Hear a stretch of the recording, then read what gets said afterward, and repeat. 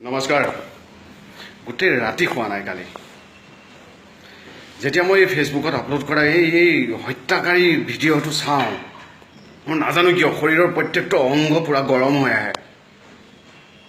কি মানুহ ইমান নিষ্ঠুৰ হ'ব পাৰে? ইমান মানুহৰ শত্ৰু, মানুহে মানুহক কি হত্যা কৰিব পাৰে? সেই উঠি অহা ল'ৰাকেইজন জীৱনটো আৰম্ভ কৰিছিলে, সিহঁতৰ কি ভুল আছিলে? সিহঁতক এনেকুৱাকৈ হত্যা কৰিছে, বাঘ সিংহ বা হৰিণাকো মানুহে এনেদৰে হত্যা নকৰে। কাৰ্বি আংলঙত গৈছিল কি সেইটো অপৰাধ হ'ল? জংঘলীহঁত তহঁত কোনটো জমানত জীয়াই আছ বে? তহঁতৰ নিচিনা জংঘলী বৰ্বৰ মানুহৰ কাৰণে নৰ্থ ইষ্টখনক মানুহে বেয়া চকুৰে চায়। আৰু আমি বাহিৰত যেতিয়া যাওঁ, আমাক নৰ্থ ইষ্টৰ মানুহবিলাকক সদায় জংঘলী বুলি ভাবে, তহঁতৰ নিচিনা কুকুৰকেইটাৰ কাৰণে। তহঁতে কি অশিক্ষিত? তহঁত বাৰে বাৰে কোৱা হয় তহঁত অশিক্ষিত, পিছপৰা। আৰে গভৰ্ণমেণ্টে চবতকৈ বেছি পইচা খৰচ কৰে তহঁতক শিক্ষিত কৰিবৰ কাৰণে, তহঁতৰ অঞ্চলবিলাকৰ ডেভেলপমেণ্টৰ কাৰণে। কিন্তু কি কৰিছ তহঁতে?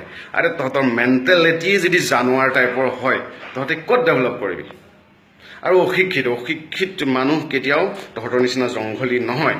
আৰে মোৰ দেউতাও শিক্ষিত নহয়, কিন্তু মোৰ দেউতাইতো মোক সদায় শিকায় মানৱ ধৰ্মৰ কথা, সকলোৰে লগত মিলি থকাৰ কথা, মানুহৰ মাজত যাতে মানুহৰ সেৱা কৰিলে যে ভগৱানক পোৱা যায়, তাক মোৰ দেউতাই শিকায়। আৰু তহঁত কুকুৰহঁত, তহঁতৰ বাপেৰহঁতে কি শিকাইছে? তহঁতৰ বাপেৰহঁত কি জংঘলী আছিল, জানুৱাৰ আছিল? তহঁতৰ নিচিনা মানুহৰ এইবিলাক প্ৰব্লেমৰ চলিউশ্যন এটাই, গুলি কৰি দিব লাগে তহঁতক। আৰু কাৰ্বি আংলঙত কোনোবা এজন আৰক্ষী বিষয়া যিজনে নেকি মিডিয়াৰ সন্মুখত কৈছে যে এইবিলাকত যোৱাৰ আগত ইনফৰমেশ্যন দিব লাগিছিল। আৰে আপুনি নাজানে ছাৰ? ছাৰ আপুনি নাজানে এখন অসম হয়, আৰু অসমৰ যিকোনো জেগাত যাবৰ কাৰণে কোনো ধৰণৰ কাৰ্ডৰ প্ৰয়োজন নাই বা আপোনাক ইনফৰমেশ্যন দিয়াৰ দৰকাৰ নাই। আৰে অসমীয়া বুলি কথা নাহে, হিন্দু, বেংগলী, বিহাৰী, পাঞ্জাবী যিয়ে নহওক সকলো যাব পাৰে তাত প্ৰাকৃতিক সৌন্দৰ্য চাবৰ কাৰণে। আপুনি কি ফাল্টু কথা ক'ব আহিছে ছাৰ? বেলেগ কমেণ্ট নাই যদি মিডিয়াৰ সন্মুখত দিবলৈ, অদৰকাৰী কমেণ্ট নিদিব এটলিষ্ট। আৰু নহ'লে আপুনি তাত এখন বেনাৰ লগাব যে 6টা বজাৰ পাছত যদি যোৱা যায় তাত পাৰ্মিশ্যন ল'ব লাগিব, কাৰণ এইটো দুঠেঙীয়া জানুৱাৰ থকা এৰিয়া। ঘোষণা কৰক এই জেগাটোক দুঠেঙীয়া জানুৱাৰ অভদ্ৰ মানুহ থকা বাসস্থান বুলি। এনেকুৱা কমেণ্ট নিদিব। আৰু মোৰ এনেকুৱা চিটুৱেশ্যন যেতিয়া বাৰে বাৰে হয় অসমত, মোৰ মন যায়, মই সদায় ভাবোঁ আৰে মই আৰক্ষীত, পুলিচত কিয় মই ভৰ্তি নহ'লোঁ? যদি আজিৰ ডেটত মই পুলিচত থাকিলোহেঁতেন, মই CM-ক এপ্লিকেশ্যন দিলোহেঁতেন যে মোক কাৰ্বি আংলঙত পোষ্টিং দিয়া, যাতে মই এই নৰপিশাচকেইটাক গৈ গুলিয়াই মাৰিব পাৰোঁ। আৰু আপোনাৰো যদি দম আছে ইহঁতক ধৰক আৰু উচিত শাস্তি দিয়ক। চাওঁ আপোনাৰ দম। আমাৰ গভৰ্ণমেণ্টে ডাঙৰ স্কিম এপ্লাই কৰিছে, কিন্তু এই জংঘলীখিনিয়ে এইবিলাক নিশিকে। ইহঁতক শিকোৱাৰ এটাই উপায়, আৰ্মি লগাই ইহঁতক পিটন দি ফিল্ডত আনি শিক্ষা দিব লাগিব, যাতে ইহঁতে নেক্সট টাইম এনেকুৱা কৰিবলৈ কোনো সাহস নাপায়। ইহঁত অশিক্ষিত হয় কি হ'ল?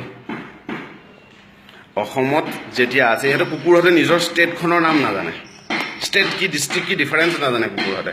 নিজৰ এড্ৰেছটো সুধিলে একো ক'ব নোৱাৰে। ইহঁতে মানুহ মাৰিব আহিছে। চালা সৰ্বানন্দ সোণোৱালক এটাই ৰিকুৱেষ্ট, এখন এনেকুৱা আইন প্ৰণয়ন কৰক বলৎকাৰী আৰু হত্যাকাৰীৰ কাৰণে, কোনো ইনভেষ্টিগেশ্যন নহয়, ডাইৰেক্ট একশ্যন। তেতিয়াহে অসমত এইবিলাকৰ সংখ্যা অলপ কমিব। আৰু এইবিলাক ভগৱান শ্ৰীকৃষ্ণই কৈছিলে এটা সময়ত, ভগৱান শ্ৰীকৃষ্ণই যেতিয়া পৃথিৱীত অধৰ্ম হয়, অমানুহ আৰু দানৱৰ সংখ্যা বাঢ়ি যায়, তেতিয়া মই নিজে পৃথিৱীত জন্ম লওঁ আৰু নিজে হাতত অস্ত্ৰ উঠাই লওঁ। তো আপোনাক আমি আমাৰ গোটেই ৰাজ্যখন চলোৱাৰ অধিকাৰ দিছোঁ।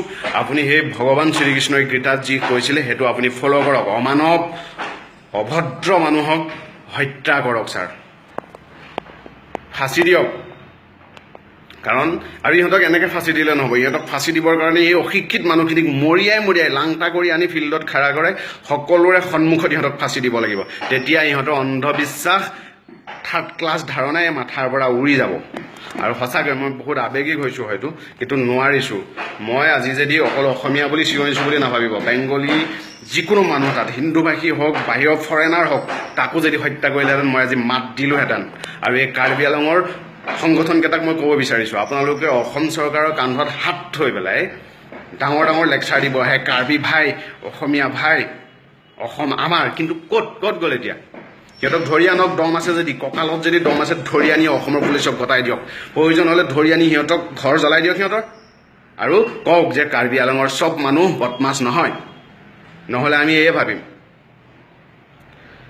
অসমবাসী ৰাইজক এটাই ৰিকুৱেষ্ট কৰিছোঁ এনেকুৱা থাৰ্ড ক্লাছ মনোবৃত্তিৰ মানুহ আৰু থাৰ্ড ক্লাছ হত্যাকাৰীক যদি আপোনালোকে য'তে দেখা নাপাওক মৰিয়াই মৰিয়াই পুলিচ থানাত লৈ যাওক বেছি নকওঁ সঁচাকৈ দুখ লাগিছে মোৰ আজি কাৰণ এটা কথাই ভাবি চাব আজি ইহঁতৰ লগত যিটো হৈছে কালিলৈ আমাৰ লগত বা আপোনাৰ লগত হ'ব পাৰে অসমীয়া বুলি কথা নক'ব অসমত বাস কৰা প্ৰত্যেকজন মানুহে কথাটো ভাবি চাওক বেংগলী বিহাৰী পাঞ্জাবী যি আছে সকলোৱে ভাবি চাওক আপোনাৰ লগতো কাইলৈ হ'ব পাৰে সেয়ে ইয়াৰ এটা উচিত বিচাৰৰ কাৰণে গভৰ্ণমেণ্টৰ ওচৰত প্ৰেছাৰ দিয়ক ছ'চিয়েল মিডিয়াতে হওক বা সন্মুখত ওলাই গৈ হ'লেও প্ৰটেষ্ট কৰক সকলোৱে নিজৰ ছ'চিয়েল মিডিয়াত এটা হ'লেও কমেণ্ট দিয়ক যাতে এটা ভাইলেশ্যন হয় যিটোৰ দ্বাৰা নেকি অসম গভৰ্ণমেণ্ট যাতে বাধ্য হয় ইহঁতক ফাঁচি দিবৰ কাৰণে জয় আই অসম